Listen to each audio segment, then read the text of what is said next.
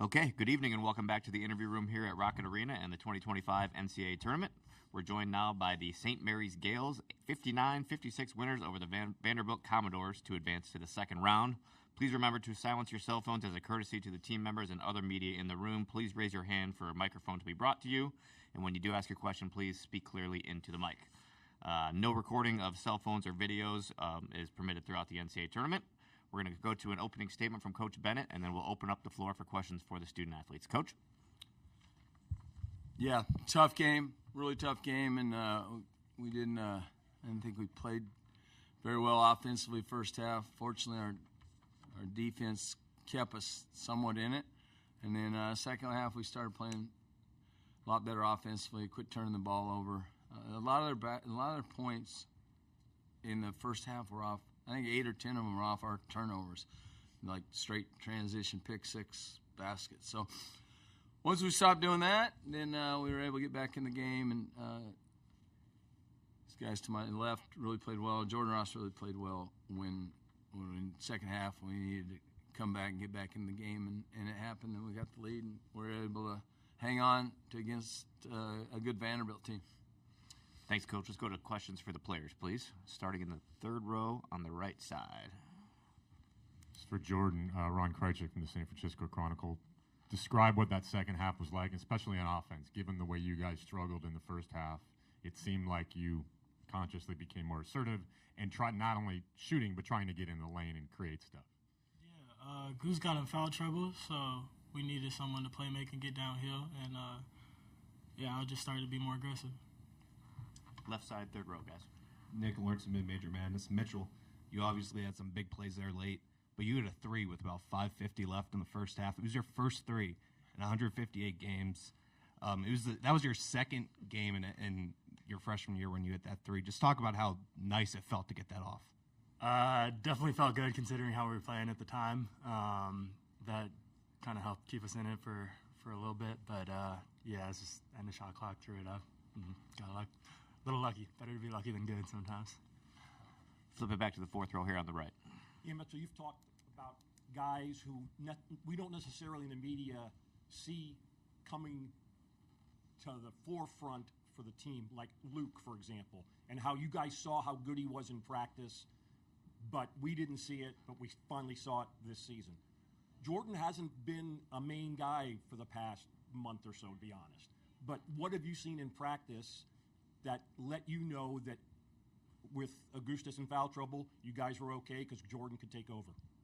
I mean, he's been a heck of a player for a long time, man. And just because he has a couple down games, we're not down on him at all. Like he knew he had to play a little better, and he approached practice like that. He approached everything we do like that. Had a heck of a game tonight, so we're not surprised by any means. But yeah, if somebody gets in foul trouble, it's next man up, and he came and made plays tonight. 2 seats down to the right. Justin Williams from The Athletic. Mitchell, could you feel your guys' size and physicality start to wear on them over the course of that second half? For sure. I think that's one of the things we really emphasize, playing hard for 40 minutes and rebounding, and we weren't quite up to that standard in the first half. We didn't do a lot of things well in the first half, but it wears down a lot of teams, and you can kind of feel that. Their box outs don't get as tough, and we just start breaking them down, and it's huge having guys like Harry off the bench for that you have a little depth there, and you can just keep going. Back to the third row here. Mitchell, can you over here? Can you talk about sort of the mood at halftime, just the demeanor of the team? Obviously, you didn't play the way you wanted to in the first half, and then when Augustus picks up his fourth foul, I mean, it's not just anybody in foul trouble; it's the 2-time Conference Player of the Year. How did you guys sort of emotionally weather that? I mean, the mood definitely wasn't great at halftime, but I don't think there was any doubt from anyone that we were going to lose that game or that we were going to win that game. We knew we had to play better. We knew we had to move the ball a lot better and just get better shots on offense. That was where the main problems were. So we just talked it over. We're a pretty composed group and put that into action in the second half. And there's never – if somebody gets in foul trouble, it doesn't matter if it's Augustus, it doesn't matter if it's me, it doesn't matter if it's the seventh guy off the bench, man. Like, it's next man up. We got players 1 through 15, so we're ready to go. Additional questions for the student athletes right here in the fourth row. Yeah, Mitchell, you have got the most games played in St. Mary's history, so you've got a pretty good sense of St. Mary's history? Where does this win rank? It's up there, man. But to get one really up there, we got to go get the next one, man. I'm tired of hearing Mickey McConnell say like I was on that Sweet 16 team, so it's time to put another team in the history books for us. Anything else for these guys before we let them get back to locker room? Row 2. Travis Nelson, Willoughby News Herald. Guys, there was a point in the game, like after they took their double-digit lead, I think you held them like 4 points in 9 minutes. What about this defense? Obviously, it's been a calling card all year for you guys, but like, what about in that moment you guys really just locked down? It felt like on the defensive end. Jordan, why don't you take that one? It's something we hang our hats on. It's something we practice every day through our stations, our drills, our habits. So when they were starting to hit tough shots, we just stick to what we're doing because our defense is going to hold out. Back to row 3 here. Jordan, for all the attention your offense might get, you obviously had a tough defensive assignment on Edwards, and he seemed to score a little bit in the first half, but you pretty much shut him down or held him down a little bit after that. What was that assignment like, and how important was that to the outcome today? Yeah, he's a great player. He made some tough shots. He has great moves and stuff. But after I kind of figured out to stay down and get past the screens and just use my length over him, he was able to work out like that. Any other questions for the players? All right, thanks, fellas. We'll let you get back to the locker room. We'll continue with the Q&A here with Coach Bennett. You guys are all set. Good job, guys. You can take these? Not yet. Oh, not yet? Thank you, guys. Let's continue with questions for Coach Bennett. Raise your hand. We'll get you a mic. We'll start here in the third row. So what were you like at halftime? I was pretty real with them. We weren't playing well. We had 6 turnovers. And I don't know, 22 points or something, whatever it was, not many. And I didn't think we played well, so some guys got called out a little bit. And Augustus, one of them, and he still didn't play well until last 10 minutes whenever we put him back in, and then he played well. But we were close to being good defensively. We weren't there on the boards, but I do think a big part of the rebounding for us is attrition, and we just keep coming. We got throwing 275 out there, 255, and Paulus is long. And anyhow, I think eventually it warmed down, and we went with Harry and Saxon a lot in the second half, and it helped us. Just for that, we needed to find a way to score. But it helped to quit turning it over, and we did that too. I thought Jordan Ross was terrific on a night when Augustus wasn't his normal self, and give them credit. They had a good game plan for guarding him, but we did a good job of putting the ball in Jordan Ross's hands so he could play through those on balls, which sometimes he doesn't get to because the ball's in Augustus' hands. But when he needed to, he did, and it made us good. So that's a long-winded answer for what I was like at halftime. We'll do back-to-back questions in the fourth row here, Coach.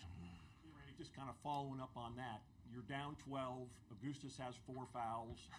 Jordan, has been a very good player, but hasn't done that much lately. What's going through your mind at that point, and what did you see in Jordan that you thought would give him the opportunity to fulfill what you might expect of him? Well, first of all, I had no option.